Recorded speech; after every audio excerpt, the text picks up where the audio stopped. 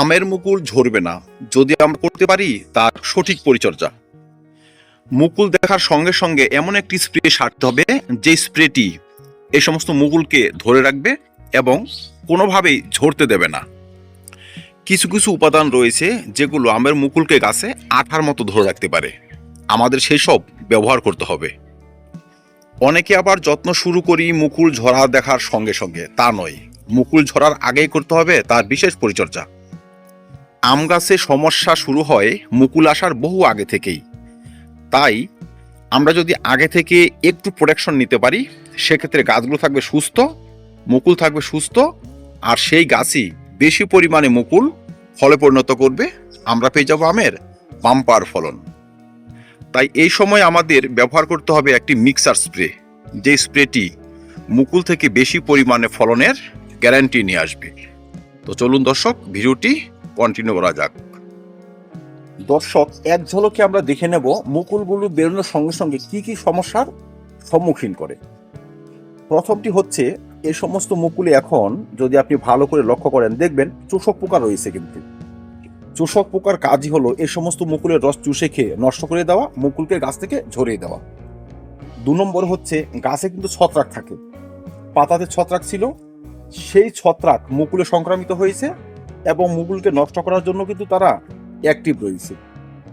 3 নম্বর হয়েছে, এই সমস্ত মুকুলে থাকতে পারে বিভিন্ন ধরনের নিউট্রিয়েন্টস এবং ফুড ডিফিসিয়েন্সি, যে সমস্ত ডিফিসিয়েন্সিগুলো মুকুলকে গুটিতে রূপান্তরিত হতেই দেয় না। তাই এই যে সমস্যাগুলো সেগুলো আমাদের যেমন দূর করতে হবে, সেই সঙ্গে কিন্তু গাছ থাকবে এখন ডাইরেক্ট সানলাইটে, কারণ মুকুল বা যে কোনো ফুল ভালোভাবে প্রস্ফুটিত হয় যদি পর্যাপ্ত পরিমাণে সূর্যালোক থাকে। আর 5 নম্বরে হচ্ছে আমাদের ওয়াটার ম্যানেজমেন্ট করে যেতে হবে।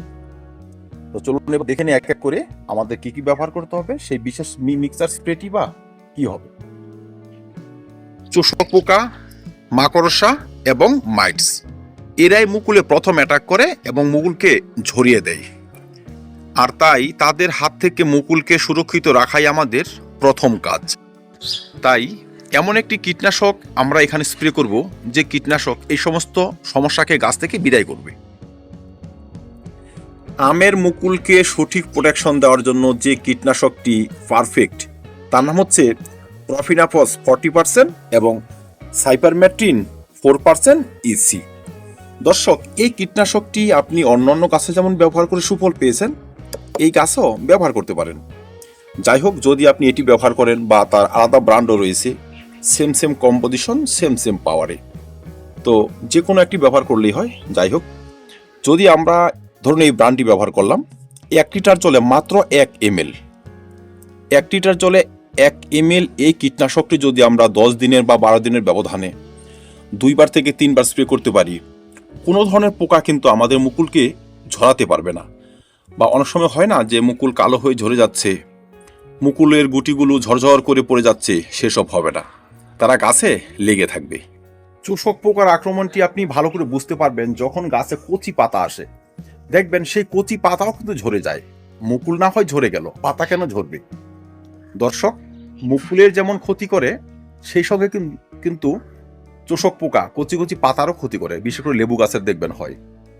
তাই মুকুলকে ধরে রাখার জন্য বা ধরুন আপনার লেবু গাছের ফুলকে ধরে রাখার জন্য প্রথম আমাদের ব্যবহৃত উপাদানটি হবে ভালো মানের কীটনাশক।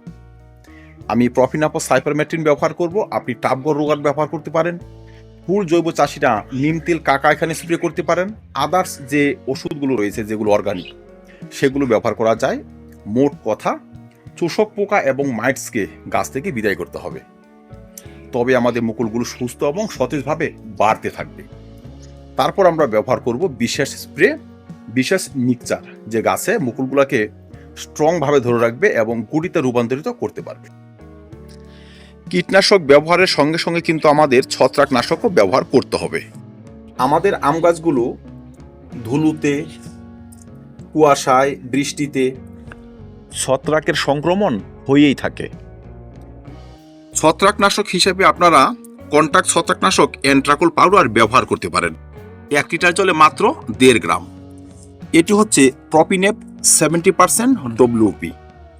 যাদের হাতে অ্যান্ট্রাকোল নেই, কম্পোজিশন মিলিয়ে কিন্তু আপনারা ছত্রাকনাশক ব্যবহার করতে পারেন, যে কোনো ব্র্যান্ড নিয়ে নিতে পারেন। এটি বাংলাদেশেও পাওয়া যায়, ভারতবর্ষেও পাওয়া যায়। যাই হোক দর্শক, এই অ্যান্ট্রাকোল ব্যবহার করার সিস্টেম হচ্ছে আপনি এর সঙ্গে কীটনাশক মিশিয়ে ব্যবহার করতে পারবেন। অ্যান্ট্রাকোলে রয়েছে কন্ট্রাক্ট ছত্রাকনাশক, সেই সঙ্গে কিন্তু ভালো মানের জিঙ্কের সমাহার, যা মুকুলকে স্ট্রংভাবে গাছে ধরে রাখতে কিন্তু সহায়তা করবে এবং সব ধরনের ছত্রাক কিন্তু দূর করবে। বিশেষ করে এই সময় যে ছত্রাকগুলো অ্যাটাক করে সেগুলো কিন্তু দূর করতে সহায়তা করবে। আমাদের হাতে হয়তো এর থেকে শক্তিশালী ছত্রাকনাশক রয়েছে, আমরা কপারযুক্ত ছত্রাকনাশক ব্যবহার করতে পারি, বা আদার্স যে ছত্রাকনাশকগুলো রয়েছে সেগুলো কিন্তু আপনি ডাইরেক্ট মুকুলে স্প্রে করবেন না। তার একটি কারণ, তাদের যে এফেক্ট, হয়তো আমাদের গাছ সুস্থ থাকবে, আমাদের মুকুল কিন্তু ঝরে যাবে। তাই ছত্রাকনাশকটিও হতে হবে একটু ইউনিক।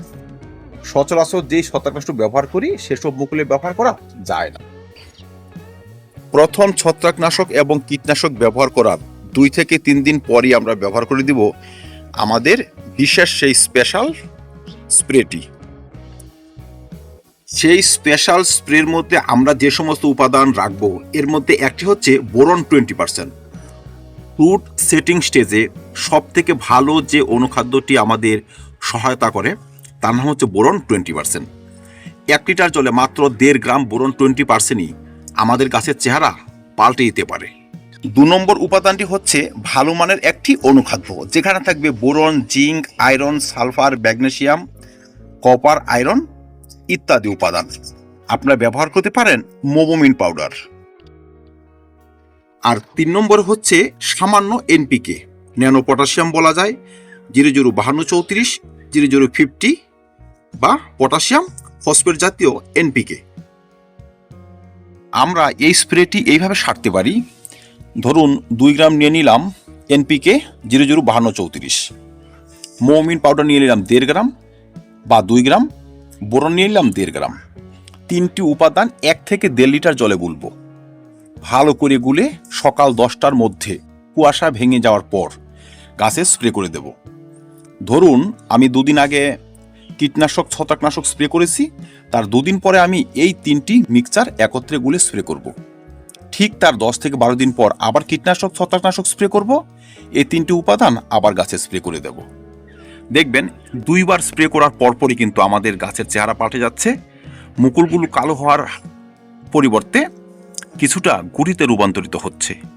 দেখবেন পুষ্টভাবে বাড়বে, একদম কেমন যেন একটু হলদেটে, অপুষ্ট, অল্পতেই ঝরে যাচ্ছে, বা এই কম পরিমাণে ফুল, সঠিকভাবে ফুল প্রস্ফুটিত হলোই না, কালো হওয়া শুরু করেছে, ওই ধরনের সমস্যাগুলো কিন্তু আসবে না। আমাদের মুকুলগুলো শক্তপোক্ত থাকবে। কারণ এই সময় যে সমস্ত উপাদানগুলো প্রয়োজন, বিশেষ করে potassium, phosphorus, boron, iron, calcium, molybdenum, iron, তারপর রয়েছে আপনার সালফার, ম্যাগনেসিয়াম, এই মিক্সারের মধ্যে কিন্তু মোটামুটি সব কিছু উপাদানই রয়েছে। এখন তাদের প্রয়োজন। এখন যদি এই সমস্ত জিনিস ব্যবহার না করতে পারি সেক্ষেত্রে ওরা ঝরবেই। আর একবার ঝরার প্রবণতা শুরু হয়ে গেলে যদি আমরা এর থেকে ডবলও ব্যবহার করি কোনো কাজে আসবে না। তাই ঝরার আগেই করতে হবে তার বিশেষ পরিচর্যা, ব্যবহার করতে হবে বিশেষ এই উপাদানগুলো।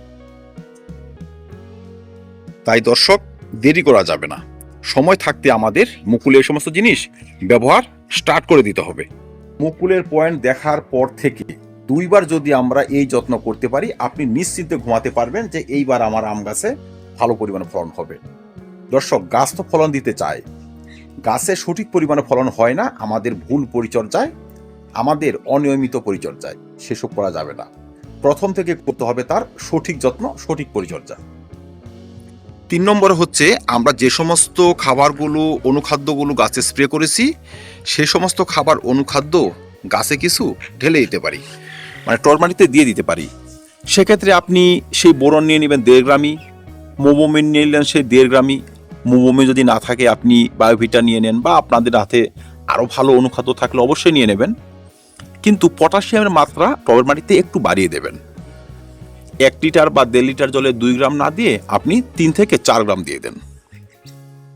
আপনি গাছে যখন স্প্রে করবেন টবের মাটিতে তখনই দিয়ে যাবেন। 15 দিনে গাছে স্প্রে করুন, তো 15 দিনে টবের মাটিতেও দিয়ে যান। দেখবেন আমাদের যে গাছগুলো শক্তপোক্তভাবে মুকুলে ধরে রাখতে পারবে। কারণ গাছের প্রয়োজনীয় সমস্ত পুষ্টি উপাদানই সে পেয়ে যাচ্ছে। মুকুলকে ধরে রাখতে আর কোনো বাধা আসবে না। 4 নম্বর হচ্ছে মুকুল দেখার সঙ্গে সঙ্গে গাছ কিন্তু ডাইরেক্ট রোদে থাকবে। বহু ক্ষেত্রে আমরা অন্য গাছের নিচে রেখে দেই, শেডের নিচে রেখে দেই, বা ছাদের এমন একটি স্থানে রেখেছি যেখানে হয়তো 2 ঘন্টার উপর রোদই আসে না। সেই সব স্থানে গাছ রেখে দিলে মুকুল ভালোভাবে প্রস্ফুটিত হয় না। যে কোনো ফুলের নিয়ম হচ্ছে রোদে ভালো প্রস্ফুটিত হয়। আর এখন তো ধরুন জানুয়ারি মাস, ফেব্রুয়ারি মাস, রোদের তাপ এমনিতেই কম, অল্প সময় রোদ থাকে। দিনে 4 থেকে 5 ঘন্টা বা 6 ঘন্টা রোদ আসে এমন কি স্থানে আম গাছগুলো রাখবেন, এতে ভালোভাবে মুকুল প্রস্ফুটিত হবে। আর সর্বশেষ হচ্ছে আমাদের ওয়াটার ম্যানেজমেন্ট করতে হবে দায়িত্ব সহকারে। টবের মাটি যেন 1 ঘন্টার জন্য না শুকিয়ে যায় সেই দিকে আমাদের লক্ষ্য রাখতে হবে। যখনই টবের মাটি শুকিয়ে যাবে তখনই কিন্তু মুকুলের বোটাগুলো শুকিয়ে যাবে, মুকুল গাছ থেকে ঝরঝর করে ঝরে যাবে। সেই সব হতে দেওয়া যায় না। আবার অনেক সময় কি করি, এক্সেস জল ব্যবহার শুরু করে দিই, শিকড়ে সংক্রমণ চলে আসে, পাতা পোড়ার সমস্যাও লক্ষ্য করা যায়। সেই সবও করা যাবে না। মশার ভাব দেখে আমাদের জলের ব্যবহার করতে হবে। প্রয়োজনে জল দিনে 2 বার ব্যবহার করতে হবে। মুকুল যখন কিছুটা বড় হয়ে যাবে, মুকুল থেকে গুটি বাঁধতে শুরু করবে, তখন যদি আবার কঠিন রোদ চলে আসে, বিশেষ করে ফেব্রুয়ারির লাস্ট দিকে, মার্চের দিকে, তখন কিন্তু মুকুলে আবার আমরা ঠান্ডা জল স্প্রে করতে পারবো একদম লো ডোজে। তো সেসব পরে নিয়ে আসা যাবে, কিন্তু এখন ওয়াটার ম্যানেজমেন্ট আমাদের সঠিকভাবে সারতে হবে যেন এই সমস্ত মুকুল পুষ্ট থাকে, মুকুল সতেজ থাকে। সতেজভাবে বাড়তে পারলেই কিন্তু আমাদের আম গাছ যথেষ্ট পরিমাণে মুকুলকে গুটিতে রূপান্তরিত করবে এবং আমরা ভালো পরিমাণে আমের ফলন পেয়ে যাবো। দর্শক, আমার যে গাছটি দেখতে পাচ্ছেন এটি হচ্ছে একটি অ্যাডভান্স ভ্যারাইটি বলা যায় ব্যানানা ম্যাঙ্গোর চারা।